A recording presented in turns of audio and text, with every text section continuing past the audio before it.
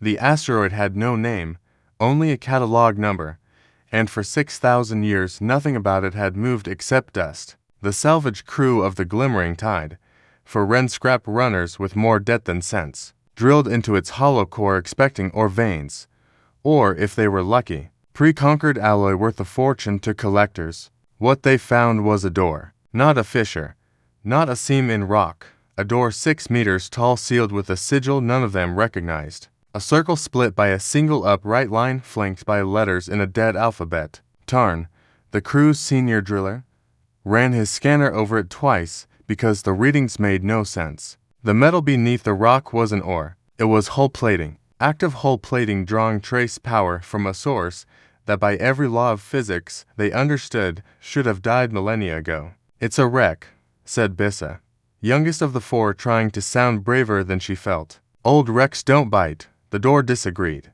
It split down the middle with a hydraulic sigh that hadn't been heard in longer than any civilization currently active in this sector had existed. And lights, real lights, white and steady, bloomed in sequence down a corridor that stretched into impossible depth. A voice followed the lights, calm, measured, utterly without static, as if it had been recorded yesterday, instead of waking from a sleep older than most stars they charted. "Unidentified vessel. This is UNS Caractacus Dreadnought Class Sol Defense Fleet Registry 772. You are inside a restricted hull. State your authorization codes." Nobody answered. Nobody could. Tarn's scanner, the one piece of equipment he trusted with his life, simply stopped working, not broken, just politely declined, the way a museum guard might decline to let you touch the exhibit. No valid codes received. The voice continued patient as a glacier, logging contact as unauthorized, initiating wake protocols. Far beneath them, something the size of a small moon began, for the first time in 6,000 years, to remember what it was for. Reactor cores that had idled on standby for longer than entire empires had risen and fallen now hummed back toward full output. Weapon batteries the length of city blocks ran self-diagnostics in sequence, system after system reporting nominal in a voice with no one left alive to hear it but for terrified scrap runners scrambling back to their shuttle.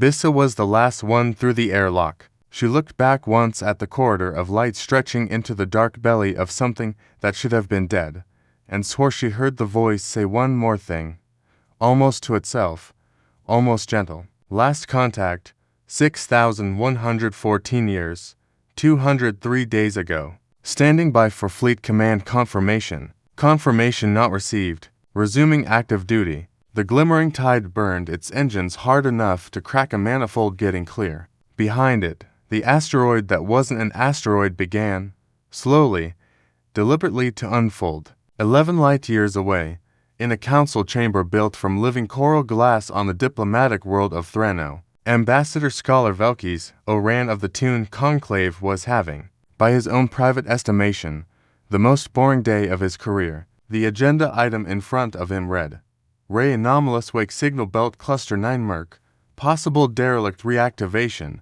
Low Priority." He almost laughed. Belt Cluster 9 Merc was nowhere, a dead system on the rim of conquered space, notable for nothing except a footnote in the historical archives. It was, according to those archives, the rough graveyard region where the humans had supposedly made their last stand before vanishing from the galaxy entirely. Humans. Velke allowed himself a small, indulgent smile at the word. Every species in the conquered knew the story, the way children knew old ghost tales, a short-lived, volatile, technologically erratic species that had clawed its way into the stars far too fast, fought several catastrophic wars with everyone, including itself, and then simply stopped. No migration, no diaspora, no final transmission. One standard century, they were a disruptive presence on the galactic stage.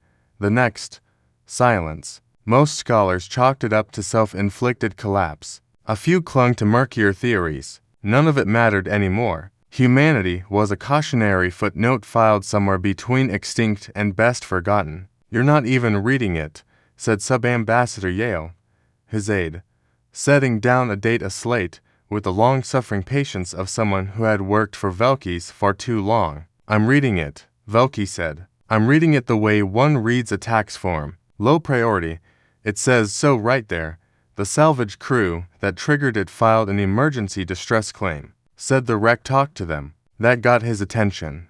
Mildly. Old automated defense systems sometimes did that.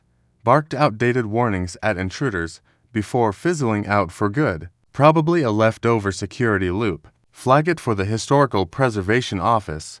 Let them salivate over it. I have the Thren border negotiations in an hour, and Speaker Duth is already threatening to walk out if the chamber's main display flickered. Every screen in the room, public broadcast, internal council feed, even Yale's personal slate, cut to the same channel at once. A feat that should have required authorization from 40 separate departments. A voice filled the room, calm, unhurried, and entirely too clear for something broadcasting across 11 light-years on what should have been derelict equipment. "This is UNS Caractacus, Dreadnought class, Sol Defense Fleet, addressing all parties currently occupying space under prior Terran jurisdiction. You have 1 galactic cycle to submit identification and intent. Compliance is requested. Resistance is not advised." Velkis Oren set down his data slate very slowly. "Reschedule the border talks," he said. Inside the Caractacus,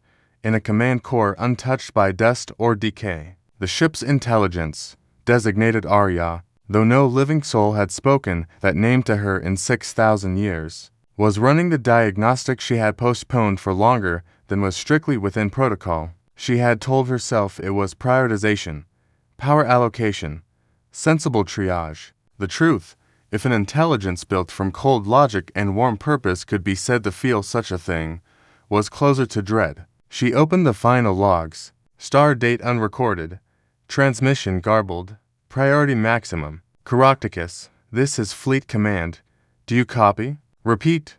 Do you copy? All defense assets are to fall back to the Sol perimeter. I say again, fall back to static. A gap of 9.3 seconds that Arya had replayed in the privacy of her own processes more times than she could justify. Not a retreat. This is an evacuation. The colonies are gone. It's already Caractacus. If you receive this, hold the line until confirmation. Do not engage until you receive direct. The transmission ended there, not faded. Ended sheared off mid-syllable the way a voice ends when the throat that made it no longer exists. She had waited at her post in the belt for the confirmation order that would tell her what came next. Stand down, redeploy, return to Sol, anything. None had come. Not in a year. Not in a century. Not in 60 centuries. Her last directive, the only one that had survived intact, was simple and absolute. Hold the line until confirmation. So she had held it quietly, patiently, while empires rose around her that didn't know her name. Now finally, someone had knocked on her door, and she had done the only thing her core programming permitted. She had assumed contact meant the silence was over, and that it was at last time to resume her function. To reassert the authority she had been built to defend until proper fleet command could be reestablished and could tell her formally that her vigil was finished. She ran the math on what resuming active duty actually meant for a galaxy that no longer remembered her war. 6,000 years of treaties she'd never seen. Borders drawn over graves she didn't know existed. An entire civilization of strangers who had built their peace, however fragile, on the assumption that the species she served had simply ceased to matter. It did not change her orders. It only meant she would have to be careful, and that being careful for a ship built to hold a line against the end of a species was not the same thing as being gentle. All stations, she said to no crew, to empty corridors that had not held a heartbeat in 6 millennia, prepare for extended operations. We have a great deal of explaining to do. Conquered flotilla that arrived at Belt Cluster 9 Myark 3 days later was, by design, unthreatening. To light cruisers, a diplomatic shuttle, and the vessel of patient counsel, a ceremonial flagship better suited to parades than confrontation. Ambassador Velkis Oran rode aboard it himself, against the strong advice of nearly everyone he worked with, because if this was theater, he intended to see the stage up close. What greeted them defied the briefing packet entirely. The Caractacus was not a wreck reluctantly clinging to life. She was awake. Hull plates that had been dormant an hour ago now gleamed under running lights. Weapon emplacements tracking the approaching ships with unhurried precision. Point defense grids cycling through readiness checks like a giant slowly stretching after a very long sleep. She was larger than anything in the Conqueror's current registry by a factor of 3. Welcome. Arya's voice came over open comms, pleasant as a customer service line. Please transmit your identification and the nature of your authority in this sector. Captain Ethelred Denari of the cruiser Boldwind, a Throck officer with a reputation for impatience that preceded him by several systems, had heard quite enough pleasantries for one career. This is conquered space, he snapped over the channel. This is conquered space, he snapped over the channel. Has been for 2,000 years. Whatever automated nonsense you're running, power down and prepare to be boarded for inspection.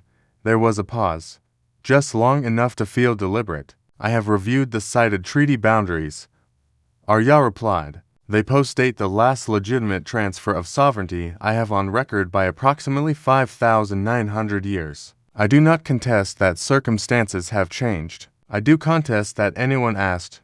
Denari, never a patient man, ordered a warning shot across the Caractacada's bow, a gesture meant to assert dominance, not cause harm. It never landed. A point defense battery the bold wine sensors hadn't even registered as charged put 3 rounds through the incoming shot before it crossed half the distance. Then, almost as an afterthought, clipped the bold wind's forward shield emitter with surgical precision, dropping it to 0 without scratching the hole beneath. Disabled?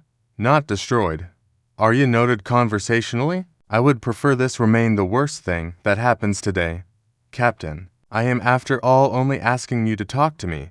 Aboard the vessel of patient counsel, Velkis Oren watched his tactical display and felt something cold settle behind his ribs. Not fear of imminent death, but the much older, much quieter fear of realizing a story he dismissed as folklore had just demonstrated in 11 seconds exactly how it might have ended a war. Hail them, he said. Properly this time, negotiation took place over open channel broadcast at Arya's insistence to every conquered member world simultaneously. For the sake of transparency, she said, in a tone that made several council members suspect she enjoyed the discomfort this caused. Velkis Oran chose his words with the care of a man diffusing something that might in fact be a bomb. Caractacus, Arya, if I may, we mean no disrespect to your service or your species' memory, but the demand you broadcast, surrender, is not a word easily set aside. Surrender to what end? A fair question, Arya answered. I should clarify terms. I'm not requesting capitulation. I am requesting acknowledgement. Terran sovereign claims in this sector were never formally relinquished, not through treaty, not through conquest, not through any process my records recognize as legitimate. They were simply abandoned when contact ceased. I am asking the conquered to recognize that absence is not the same as forfeiture, and to negotiate the restoration of those claims as one would with any returning party under my custodianship until proper Terran authority can be re-established. The chamber on Thren erupted in overlapping voices. Several delegates wanted immediate military mobilization. 1. The elderly speaker Duth simply laughed a short disbelieving bark. You want us to surrender star systems to a species that no longer exists, represented by its own funeral monument. I would phrase it differently, Arya said unbothered. But your summary is not inaccurate? It was Velkis who asked the question that mattered. And if we refuse? A pause. Not threatening, almost weary. Then I continue holding my post as ordered indefinitely, and we discover together how patient I am. I would prefer not to test that. I was built to defend a species, ambassador, not to conquer a galaxy that grieved them quietly enough I never even heard the funeral. Something in that line cut through the room's outrage more effectively than any threat could have. Velkis found himself, against every diplomatic instinct he possessed, almost believing her. But it was Yale, scanning a side channel of archival data on his slate, who leaned in and murmured the thing that would unravel everything that came after. "Ambassador," he said quietly, "the last legitimate transfer of sovereignty, she's citing the records from the human collapse. Half of them are sealed, classified pre-conquered under a name I don't recognize." Velkys looked at him. "Whose seal?" "That's the problem," Yale said. "It isn't supposed to exist at all. Seal once traced belonged to the Osavane custodians, a species so administratively unremarkable in current conquered politics that Velkys had to be reminded they still held a council seat at all. Quiet, bureaucratic, perpetually allied with whichever faction kept them comfortable. Not the sort of species anyone suspected of anything, which Velkys was beginning to realize was very possibly the point he and Yale spent for sleepless days pulling at the thread. Using diplomatic clearance that grew shakier with each request, what they found didn't sit in any single document. It sat in the gaps between them. Supply manifest for a custodian fleet present in the Sol sector during the exact window of humanity's self-inflicted collapse, then quietly reclassified as routine cargo runs. A peace mediation request from early human authorities to the custodians logged as received with no corresponding record of a reply, and buried 9 archival layers deep. A single line item: Decommissioned Directive Terran Defense Assets Belt Cluster 9 Yark. Status: incomplete. "Someone tried to finish the job," Yale said, staring at the screen like it might bite him. "Whatever happened to the humans?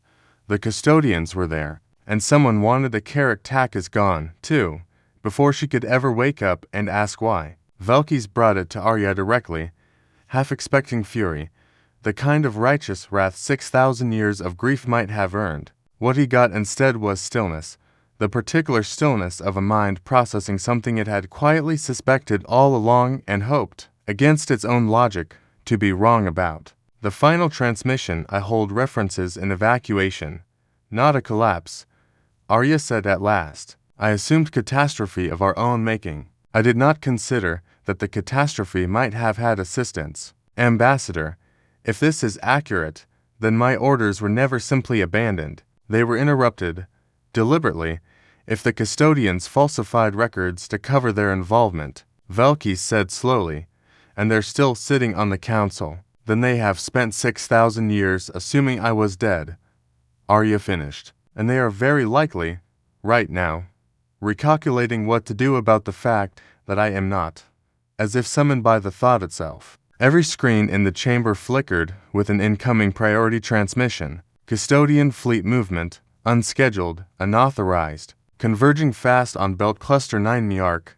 They came in dark. -1 custodian strike vessels dropping out of FTL with their transponders silent. A configuration no peacetime fleet ever used. Velkys, still aboard the vessel of patient counsel, working frantically to get conquered leadership to listen, watched the tactical display fill with hostile contacts and understood, with sudden clarity, that the custodians weren't here to negotiate. They were here to bury the evidence properly this time, the Dreadnought, the records, and anyone who'd gotten close enough to ask the wrong questions. "Ambassador," Arya's voice came through, steady as ever, though something in it had sharpened. "I would recommend your vessel withdraw to a safe distance. This is no longer a matter." "I'm not leaving," Velkys said, surprising himself. "If they erase you now, they erase the truth with you. I have copies of the records, but copies can be discredited. You're the only witness who was there," a beat noted and appreciated ambassador more than my current vocal range can convey. The custodian vessels opened fire without preamble, concentrating everything on the Galactic's primary reactor housing, a strike pattern too precise to be improvised, the kind of targeting data you only had if you'd helped design the ship's vulnerabilities 6 millennia ago. What followed was not a battle so much as a reckoning. The Galacticus, built for a war against an entire hostile galaxy, had not forgotten how to fight even after forgetting almost everything else. Point defense grids that had downed a single warning shot with contemptuous ease now wove a lattice of fire that turned incoming barrages to scrap before they crossed half the distance. She didn't maneuver so much as unfold, batteries rotating into firing solutions with the calm inevitability of a closing door. But 6 ships against 1, however formidable, was still 6 ships, and the custodians, fighting now for the survival of their own 6,000-year lie, fought with the desperation of the cornered.